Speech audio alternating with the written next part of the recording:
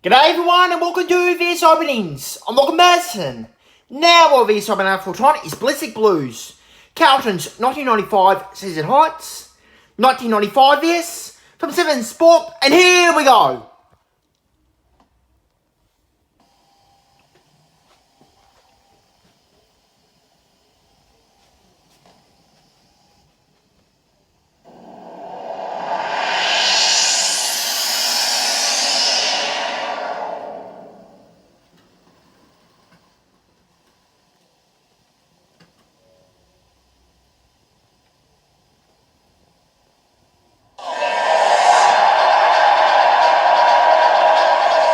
Can relive the glory of Carlton's flag-grabbing performance over and over and over again.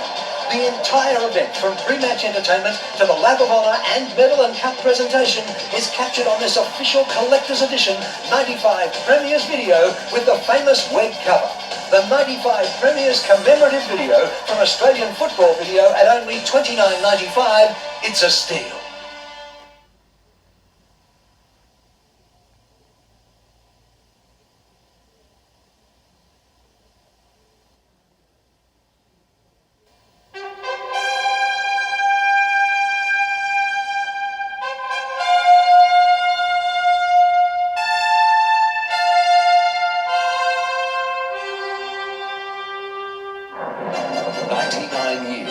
After it all started, it is down to Geelong and Carlton for the very first time on the last Saturday in September.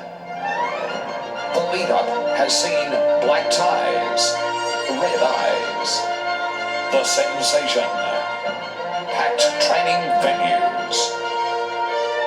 The teams cavalcaded through the streets, luncheons and laughter.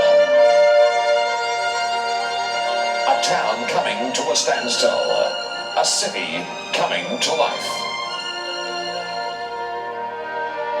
Geelong looking for its first premiership in 32 years. Carlton looking for its 16th win on end in a record-breaking season. For both teams, the moment has arrived.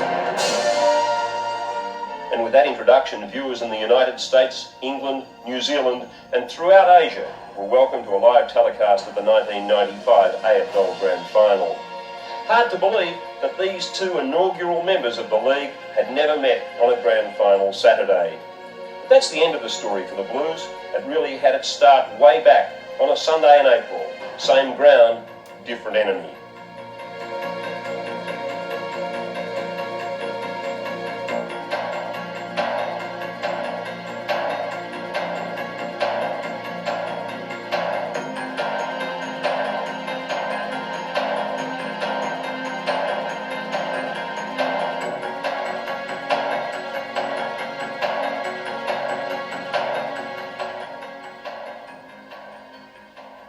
200 up to Carlton's Steve Kernahan, and 87,000 were on hand to see him lead the Blues in the opener of 95 against the hated and feared Magpies. Among four newcomers to the side would be Scott Camporelli and Matthew Clappe. For Clappe, it would be a dream debut.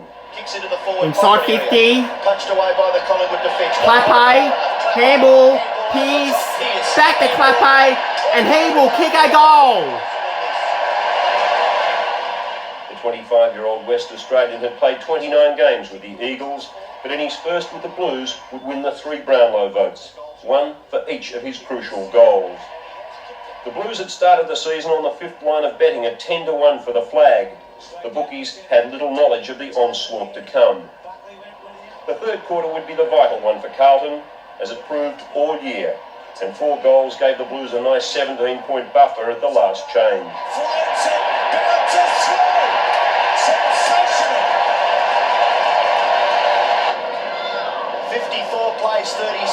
Shocking kick. Has a bounce. Clappe, who's been wonderful, towards half forward. Williams picked it up. Handball to Watton. Handball to Pearce. Over the top to Williams. That is the play of the game. That is the play of the game. The final margin would be 5 goals.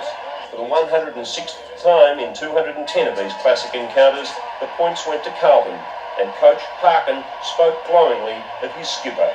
In our structure, absolutely critical. He's just been a superb bloke as a player, and I think he's underrated as a player. When people I talk to just don't understand how good a footballer he is, but his leadership qualities have just developed enormously in the last 3 years, I think, and he's become, in that role, critical to he was this year, critical when he in fact led the players back on and off the field in terms of our organisation and planning, and his input was very significant, I promise you that. Collingwood ruck star Damien Moncourse would be rubbed out for 2 weeks after being found guilty of striking Earl Spalding on trial by video.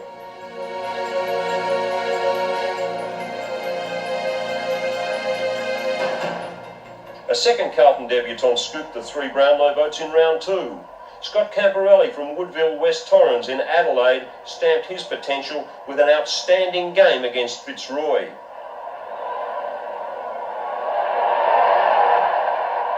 Clappe kicked 5 more to take his tally to 8 in 2 games, and Carlton won by 10 goals.